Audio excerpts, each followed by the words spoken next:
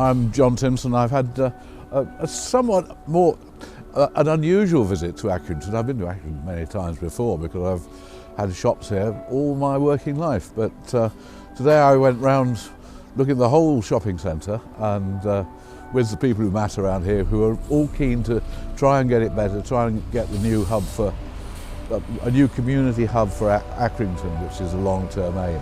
Oh, I find it fascinating. I think I saw bits of Accrington I've not seen before I thought were great. I've been in the market before, although it's a long time ago. The arcade I've never seen before, and it's magnificent.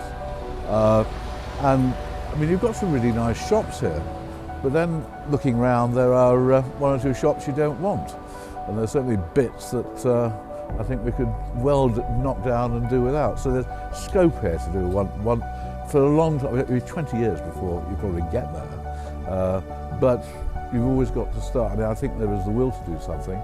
I think it would be great for the town. Well, this morning it's been about the Amazing Accrington and the board of business leaders coming together to show Sir John Timpson round Accrington, to get a vision of where Accrington needs to be, because things are changing so rapidly.